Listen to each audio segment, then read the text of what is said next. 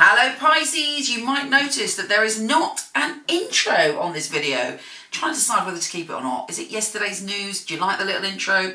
Or should we just, boom, go in and it's straight to you Pisces in August? Well, August is one of the busiest, most intense astrological months that I've seen in a while. It's like boom, boom, boom, boom, boom, something going on all the time. We have Jupiter square Mars. Mind you, that's not a bad thing because it gives us the energy and the boldness / recklessness to do what we got to do. But Mars is also square Pluto. Mars is also square Saturn. There's all sorts of oppositions going on. But there's also a deep healing of our soul. And that kicks off that deep healing of our soul on the 1st of August when the sun, the bright, magnanimous, generous of spirit, warm sun, shines the light and joins forces with Chiron, the wounded healer. And this is about all our wounds in the past that we carry through this life. So we may behave in a certain way that's not appropriate to a situation. We may behave in a certain way that's all about, we were hurt in the past and we can overreact in situations. And it's, something we carry with us. But the wounded healer also gives us gifts. And for you, it's all about your health and well-being, your communication, and where you're going with those things. Is there any area to do with your health and well-being or the way you communicate that are impacted by wounds from your past? It's time to free your beautiful self now. You deserve to be free. Okay, we're never going to heal all our wounds. Trust me. I've been working on that a long time. I realise that some things, as Chiron says, it's the wounded healer. Some things that have wounded us can help us evolve and grow and transform. Doesn't mean we deserved it, but it means we can work with that energy once it happens. Now, also on the 1st, we have Mercury, the planet of communication, opposing Pluto, the Lord of transformation. So there's a clash where it may feel that one person feels someone's bullying them, trying to push them in a certain direction. It may be that there's an ending or a change or a power struggle going on. But within this, because it's the same day, look for the healing. Look not to react. Look to navigate yourself through that in a different way. Also, the sun is square Uranus the following day, so there's sort of unpredictable communication. We then have a full moon, and it's a super psychic moon. You're feeling it. You've got your imagination is at a peak. Your psychic skills are at a peak. Your sense of empathy is at a peak. There should be signs, symbols, messages, all sorts of strange and magical experiences. It is, I have to say, T-squaring, well, there is a T-square with Uranus. So there is, again, unexpected communication coming in with that full moon. And also Mercury is opposing Saturn, the Lord of responsibility. So there is this, struggle for freedom. I think actually that's the key word for all of us this month. A struggle for freedom, a desire for freedom, and a kind of, breaking through boundaries. Mercury enters Leo on the 5th, and you're moving into a time where you're thinking, I've got to get serious about my health and well-being. I've got to take care of business. I've got to take care of the details in my life. I want everything to be functioning and flowing in the right way, and that's going to help you with that. There may also be a shift and a change and a potential portal and gateway opening when it comes to your future to do with home and family, as Venus is connecting with the North Node, which is our future karma. So these doors open and we can see a future that is a loving future, and also hopefully we'll have a revelation on how to make that happen. In fabulous news, we have Venus, the planet of love, going into one of the best places of the year for you, which is all about love, happiness, pleasure, laughter, joy when it comes to your intimate relationships. So after the 7th, you should be feeling much better about your relationships, and there's still lots of learning to go there. Mars is trine Mercury, making you very strong around the 17th of August in what you want to say when it comes to your career and your security. You're like, right, I've got a plan. This is what I feel, and this is what I'm going to do. And you feel this surge of power and energy to go towards what you've got to do. And it may take discipline, and it may take detail, and it may take looking after yourself, but you can do it. The new moon is also in that energy, and this new moon is super, super special because Mars, it's trine Mars, and trine Mars, and then that is sextiling the North Node. So it's got the power, again, to change, to give you the strength to change anything you need to change around health and well-being, and also diligent work and giving back. And then because it's to do with the North Node, what you're creating on that new moon can change your future for the better. It can create really good karma for your future, our future, depending on how we work on it. And then, if that wasn't enough for you, we go into, with Mercury and the Sun, we go into the time of year which is all about relationships, partnerships and intimacy.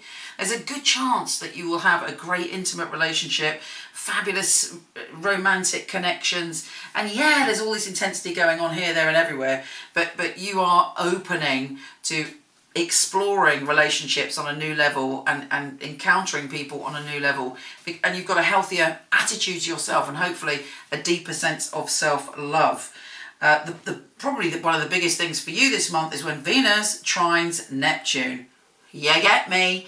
It's a bloody good week, year, and not year, well, maybe year, you don't know, month, August. Sorry, you're my last one out of 12, my darlings. I always give you an extra push, but sometimes, you know, the mind goes. August is one of the best months of the year for you when it comes to love and relationships, and you're hopefully working on yourself, feeling good with yourself, and Neptune is sprinkling some fairy dust when it comes to your love life, and that is a beautiful, beautiful trine. I mean, if you're in a romantic relationship around the 27th, or any intimate connection, could be friendship, you know, some people are celibate, some people don't want a relationship. If you're single, it's a great time to meet someone of real soul importance. If you're in a relationship, you can merge, get closer and have empathy for each other. Let's see what the tarot has to say. But yeah, I think you've got one of the best months, which is good, because as you know, I have 5 planets in Pisces. Okay, Pisces, Pisces, Pisces. What is happening for you in August?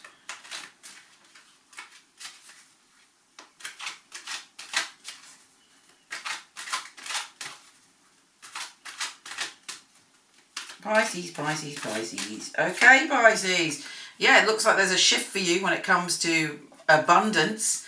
That's the, it's charity actually. So it's giving and receiving. There's a flow of giving and receiving for you in August. Also, you're coming to a crossroads. This is enlightenment. Judgment is when we're awake and we can see the light.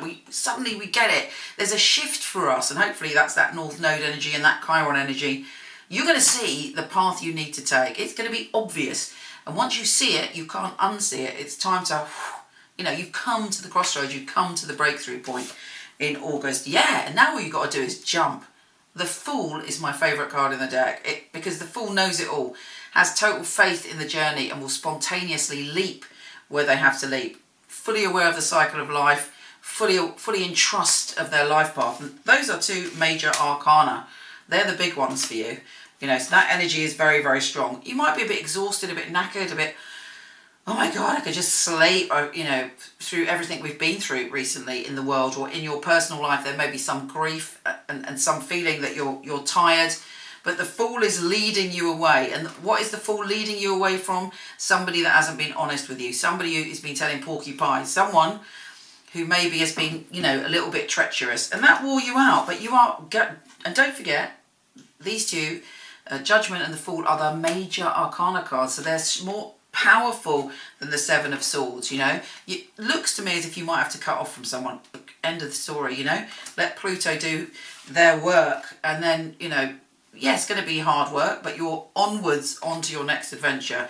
This month, exactly. And what is this card? This is the Onwards to Your Next Adventure card. It's a swift movement of energy forward, and traditionally one of my favourite cards in the past.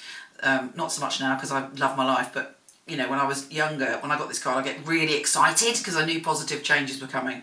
Anyway, exciting times, my darling Pisces. Come visit me on Instagram if you haven't already. And if you have, thank you for that. I really enjoy connecting with you there. Take care, and I'll speak to you soon.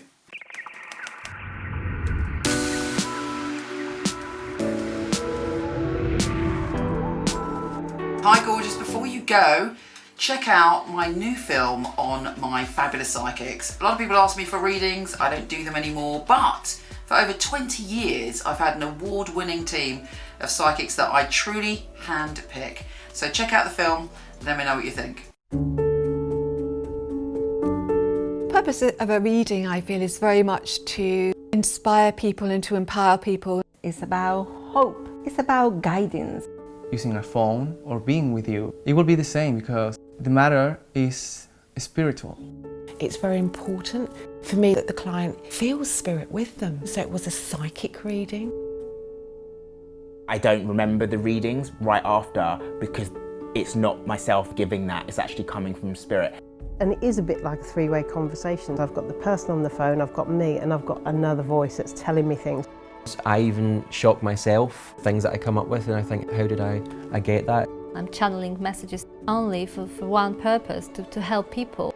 It's been able to help somebody have a map back to where they've got lost from. My priority is to connect to your truth and have the best life that you can have. I think in my readings people feel a sense of a safe space where they can really be themselves, let go. You need a feeling of being understood because reading should be empowering. I will make sure when the reading is finished that you're happy with everything.